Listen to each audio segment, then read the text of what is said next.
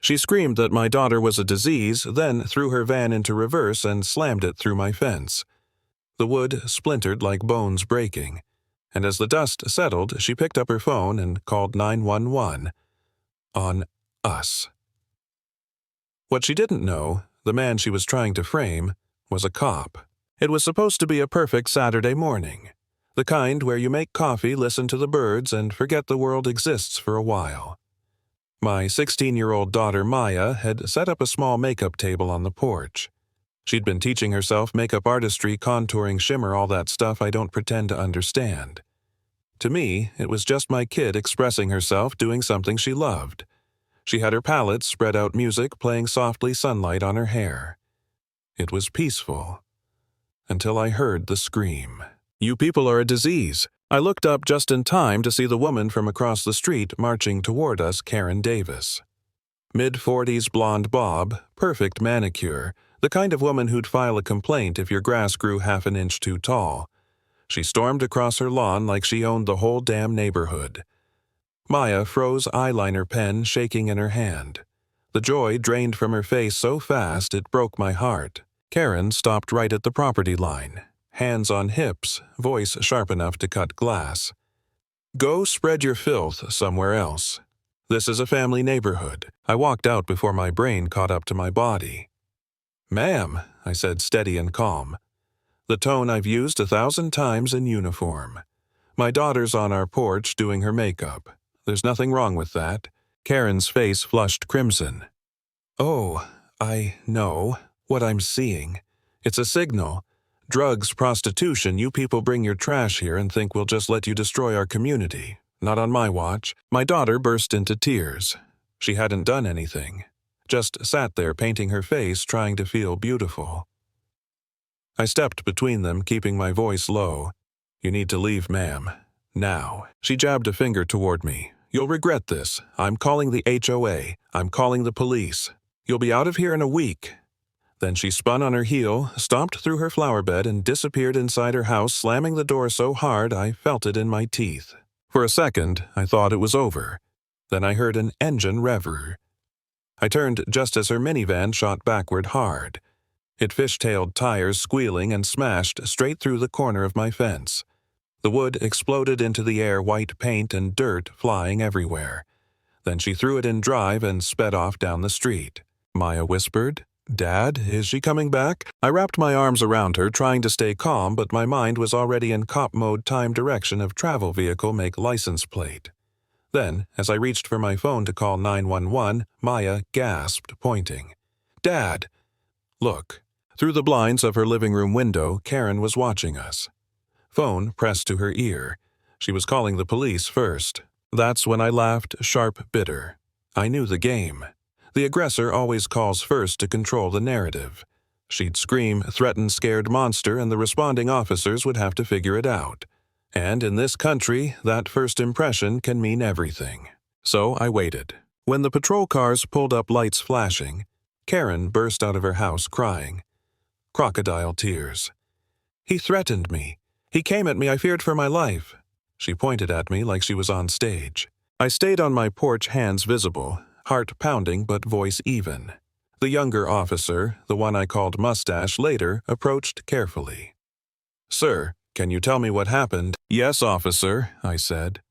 "That woman screamed racial slurs at my 16-year-old daughter, then deliberately drove her van into my fence." He took notes, glanced at the tire tracks, then looked back at Karen, who was now shouting about guns and drugs.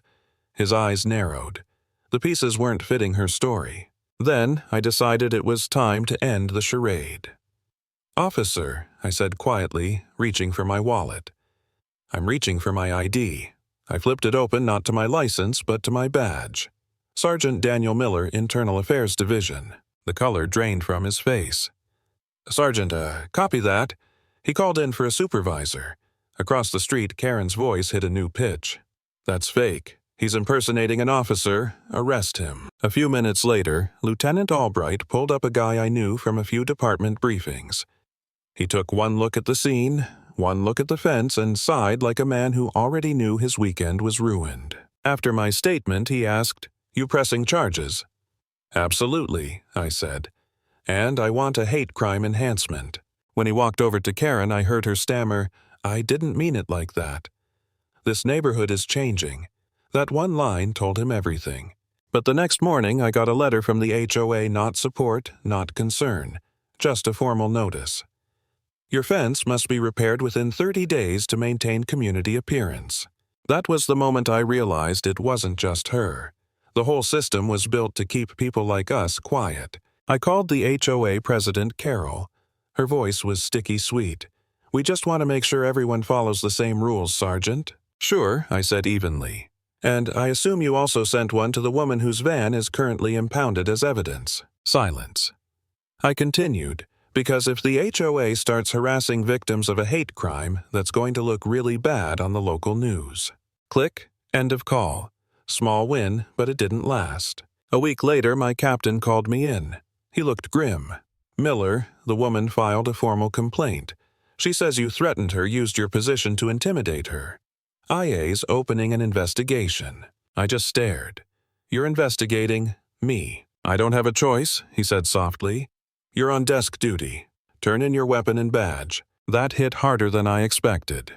20 years serving by the book, and one racist neighbor could burn it all down with a lie. I walked out of that office feeling hollow. For a few days, I couldn't sleep. Couldn't look at Maya without feeling like I'd failed her. Maybe I should have walked away. Maybe I did overreact. That doubt, it eats you alive. Then, one evening, Maya came downstairs holding her laptop. "Dad, I made something." It was a photo of herself wearing bold gold and purple makeup, her armor look.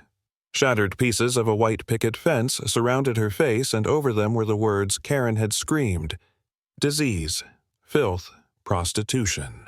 She'd turned the hate into art. "I called it Art is Not a Crime," she said. "I posted it an hour ago." The post had gone viral, hundreds of thousands of likes, thousands of comments. People from all over the world telling her she was brave, beautiful, that her art mattered. I wanted to be proud, but the cop in me was terrified. "Maya, this could make things worse." She lifted her chin. "She tried to silence me, Dad." "I won't let her." And just like that, my kid reminded me who I was. The next day, the story hit the news. Local teen faces racism while practicing makeup on her porch. They didn't name me, but everyone knew. The footage of the broken fence, the calm tone of my voice in the police report, it all painted a clear picture. Then came the twist I didn't see coming. Her lawyer filed a counterclaim accusing me of abuse of power, harassment, even falsifying evidence. The department had to keep the investigation open. I was furious, humiliated. That's when we found Miss Sharp, a civil rights attorney recommended by a friend. She was fierce composed and had zero patience for nonsense. "Sergeant," she told me, "you've been playing defense. From now on, we play offense." Her first move, demand the unedited body cam footage. 2 weeks later, we sat in her office watching it together. There I was, standing calm on my porch, hands in my pockets. Karen, across the street, red-faced, screaming, "He's a monster!" The contrast was damning. Then, clear as day, her voice on tape, "This neighborhood is changing." When the video ended, Miss Sharp leaned back smiling. Checkmate. Internal Affairs dropped the case. The DA reinstated me and added witness intimidation to Karen's charges. But the woman didn't back down. She went online, spun herself as the victim, started a legal defense fund, and even did a podcast ranting about being targeted by a corrupt cop and his gang daughter. The comments under that video were sickening. But Miss Sharp told me, let her talk. Every lie she tells is another nail in her coffin. And she was right. When the depositions came, Miss Sharp insisted I attend Karen's. The room was all glass and tension. Maya sat beside me, quiet but unbroken. Karen walked in looking smug in her pastel blazer. That didn't last. Miss Sharp began gently.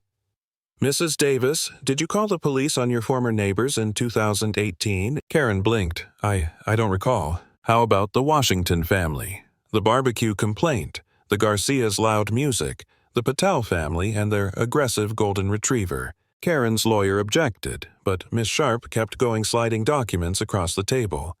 7 prior 911 calls against minority families in her old neighborhood. By the third one, Karen's mask cracked. Her voice rose. That's not the same. Those people, Miss Sharp cut her off. Those people, Mrs. Davis, silence. Then Karen snapped. She stood trembling, finger pointed straight at my daughter. Look at her. With that paint all over her face. It's not normal. You people move in and bring your filth, your crime. Someone has to protect the neighborhood. Her lawyer's face went white. The stenographer's fingers flew across the keys. It was all there on the record under oath. I didn't move. I didn't say a word. I didn't have to. She'd just destroyed herself. After that meltdown, her attorney begged the DA for a plea deal. She pled guilty to felony property damage, filing a false report, and accepted the hate crime enhancement. The judge ordered counseling restitution and a restraining order. The morning of the sentencing, the courtroom was dead quiet. Karen stood pale and shaking, whispering guilty. The judge asked if the victims wanted to speak. Maya rose. Her voice was steady. A few months ago, I was on my porch doing my art. This woman tried to make me feel small. She almost did. But then I realized her hate says nothing about me, it only shows who she is. I just hope she learns to see beauty in people instead of fear. The judge's gavel hit the bench. Case closed. Weeks later, the new section of fence went up bright white against the old boards. Across the street, a for sale sign swayed in the wind. Maya sat beside me on the porch sketching. It looks too clean, she said. Give it time, I told her. It'll blend in. She smiled and started drawing a garden blooming where the fence had once been broken. And I realized maybe that's what resilience looks like. No matter how hard they try to break you, you rebuild stronger until the cracks become the most beautiful part of your story.